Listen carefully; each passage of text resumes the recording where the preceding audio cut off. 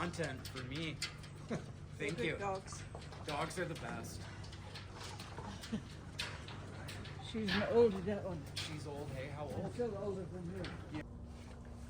There's also something to be said about community in general. And I feel like I just know from being in Western Canada, community is kind of dead.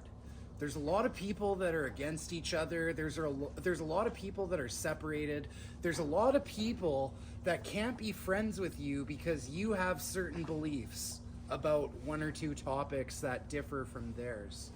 And it's very strange because I remember being a kid, like once a month I would go stay with my grandfather for about a week or like half a week or something. And he lived in this nice little quaint cul-de-sac in a nice little suburban town, very small beach town, very good, like upper class kind of people.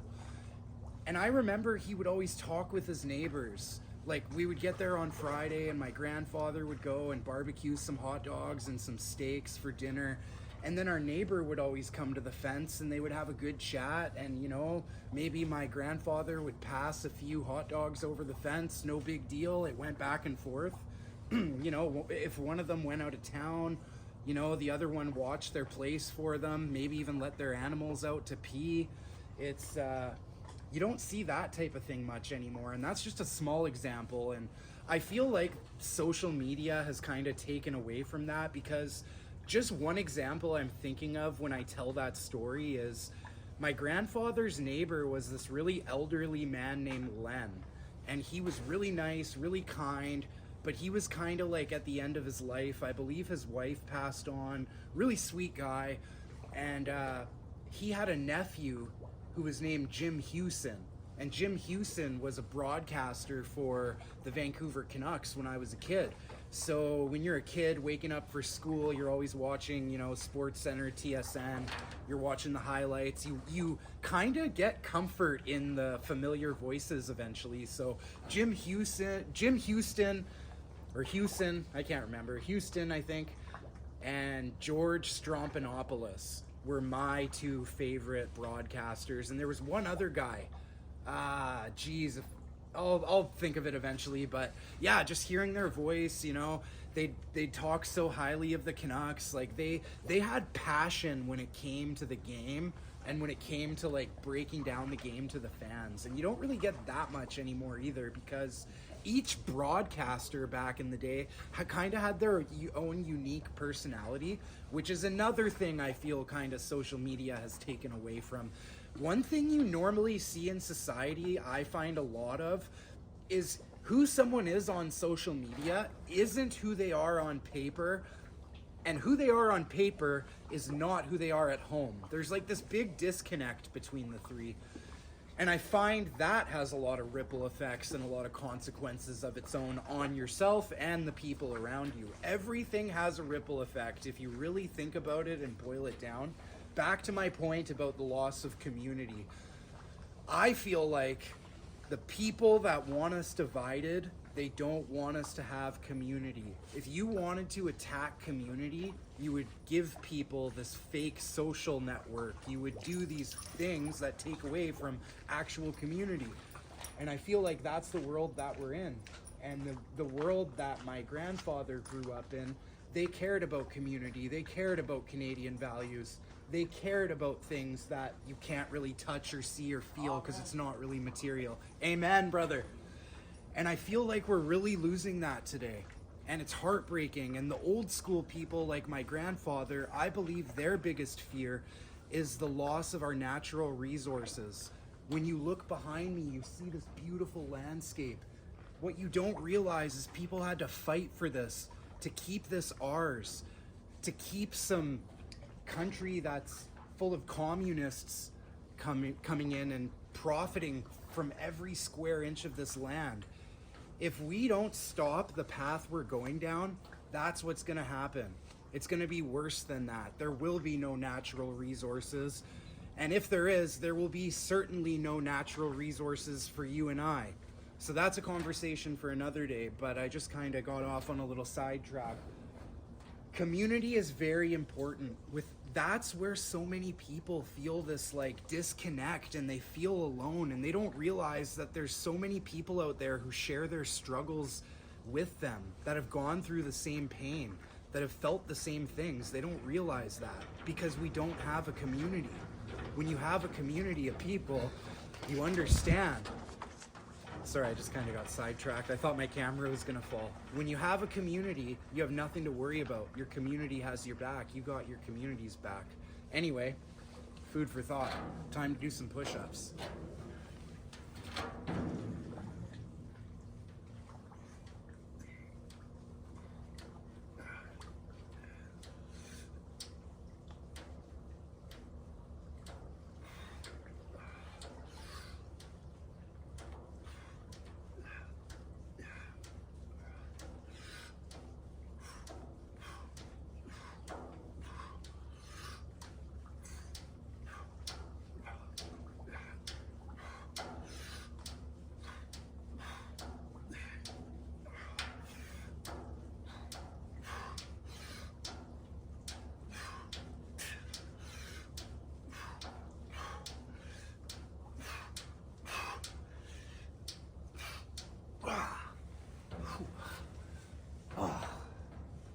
Time to get back to my walk. Thanks for listening, everyone. Food for thought.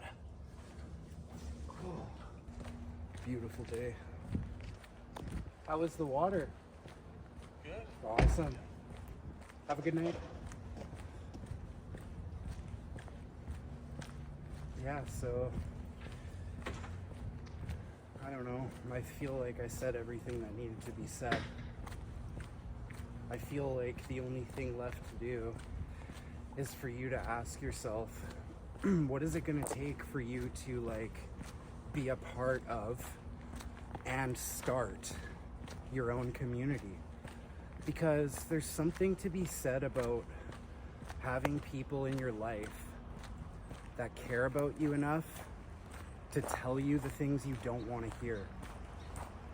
That's not an easy thing to do, because you got to put yourself in their shoes. Is it easy for you to tell people the things they don't want to hear? Unless you're a psychopath. I'm just kidding. I mean, obviously,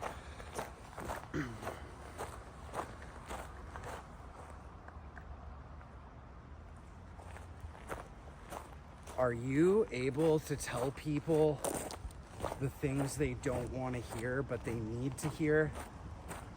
I don't mean everyone. I mean people that actually deserve it, because not everyone deserves you doing that. And if you have the skill to be able to hold people accountable and call people out, you should be proud of yourself, because not everyone can do that. And sometimes I tell people giving someone permission to hold you accountable and call you out is actually doing them a huge favor, because it gets them out of their comfort zone. It helps them grow in their assertiveness and their confidence. I just got to make sure this video is recording. One sec. It's not all just about you. There's different things you can do to boost your confidence, because it doesn't really matter. Like, you don't need to go somewhere looking to fit in. You don't need to go somewhere seeking approval, validation. What you need to do, you need to just tough it out on your own for a while and have your own little wintertime arc, some quiet time to yourself to reach some of your goals and to not focus on the distractions, to be able to just focus on what you need to do. That takes dedication. That's a skill in itself. Next winter, you're gonna have a whole bag full of tools to use for your next wintertime arc, and you're not gonna need to just tough it out by yourself, but right now you do. That's the best thing you can do, is learn to stand on your own 2 feet. Once you do that, you're gonna start moving different. You're not gonna be a people pleaser. You're not gonna be desperate for a relationship. You're gonna be focused on you and what you need to do to get yourself to the next level. And if someone wants to come with you, that's great, but nothing's gonna change. Your life isn't gonna uproot when the rug gets ripped from under you. As a matter of fact, the rug's never going to get ripped from you again, because you're going to ride that rug to the laundromat and clean it up, and it's going to be a whole new rug for you to stand on that you didn't even know was possible. You're going to see some new colors. You're going to see it cleaned up in a lot of different areas. You might have a couple stains here and there, but you could actually make them look nice and give it a bit of personality. So I think it's up to your daily habits and your ability to look at yourself in the mirror at the end of the day and actually be proud of yourself. I think that's what's going to make you happy. I don't think doing what you're doing and following this path you've been on is going to bring you the happiness you're looking for. You need something deeper. Surface level isn't good enough for you. You need to dig deep. What do you got to do today to be able to look at yourself in the eyes at the end of the day and know that you accomplished and did your best and accomplished everything you set out to do? There's things you can do today to feel productive and feel good about yourself and move towards your goal, even if it's just a little bit. You can put that pressure on yourself to need to be productive. And by productive, I mean not doing wasteful, useless things. I mean like doing things that are going to move you closer to your goal. And in the beginning, that might mean just doing push-ups. When you don't know what you got to do and you're feeling like you need to do something, there's always something to do. There's always a book to read. There's always reflection to do. There's always journaling to do. There's always ideas to write down. There's always a walk to go for. There's always a muscle to work out. There's always someone to help, someone to talk to. There's a forest to walk in. You know, take these moments and really make the most of them. Get into habits, get into routines of like, every time you go for a walk, you think deeply about your goals. Train your mind to every time a negative thought comes in, you're able to just block it and see it for what it is and not let it move you. In the beginning, that's going to be hard because a negative thought's going to come in and right away you're going to jump on it and cling to it and feel it in your stomach. But you can train your mind to fight it and recenter yourself, whatever you got to do. There might be someone on YouTube you can listen to that recenters you and makes you feel relaxed and peaceful and in the moment.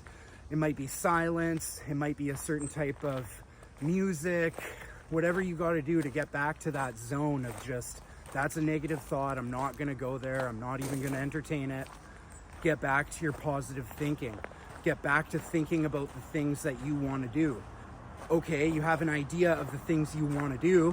What can you do every day? What can you do every hour, every morning, every afternoon, every night before bed that's going to inch you closer? That could just mean doing push-ups before bed. That could just mean to push yourself to actually write in your journal before bed. These little things, that's what I mean. So, nothing's ever too small. Figure out a way to soothe yourself in the moment. Food for thought.